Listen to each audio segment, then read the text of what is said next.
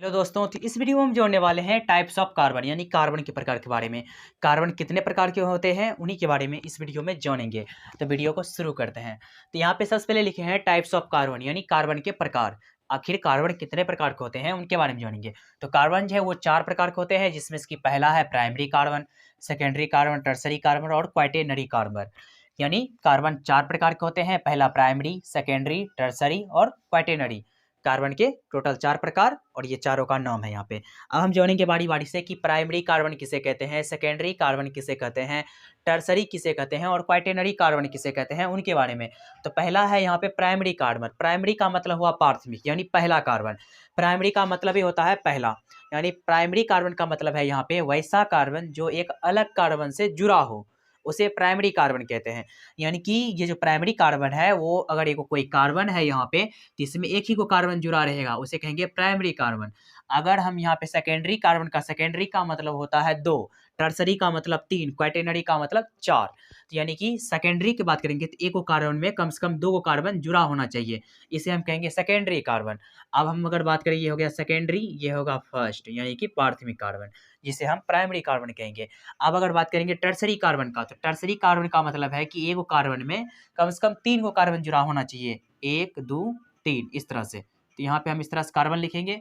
और क्वाaternary कार्बन का मतलब हुआ एक कार्बन में कम से कम 4 को कार्बन जुड़ा होना चाहिए। जैसे यहाँ पे कार्बन है 1 तो 1 2 3 4, यहाँ पे इस तरह से CC सब जगह देंगे, तो इसका मतलब हो गया क्वाaternary कार्बन। हम ये तो समझ गए कि इसका मतलब क्या होता है।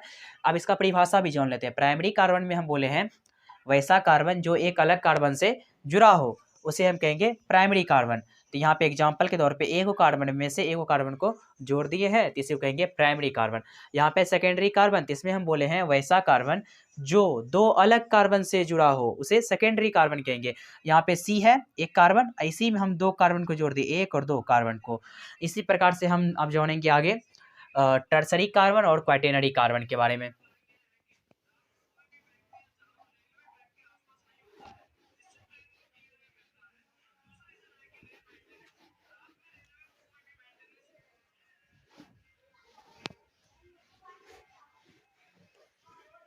अब हम जानेंगे टर्सरी कार्बन के बारे में। टर्सरी कार्बन क्या होता है उनके बारे में।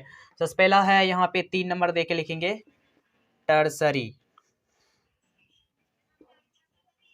टर्सरी कार्बन हम इसमें लिखेंगे वैसा कार्बन, वैसा कार्बन जो, वैसा कार्बन जो 3 अलग कार्बन से जुड़ा हुआ हो, वैसा कार्बन जो 3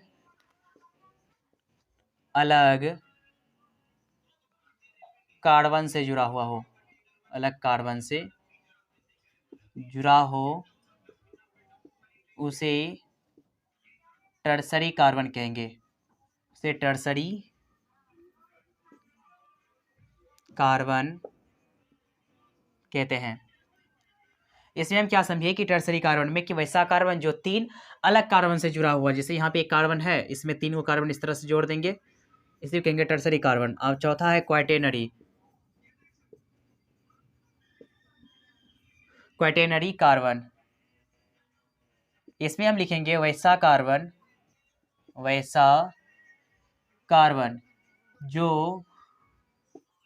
4 अलग कार्बन से जुड़ा हो, जो 4 अलग कार्बन से जुड़ा हो, उसे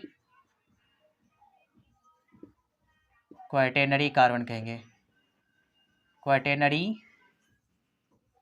कार्बन कहते हैं। जैसे कि यहाँ पे एक C है तो इसी में 4 को इस तरह से जुड़ जाएगा, इसे कहेंगे क्वाaternary कार्बन।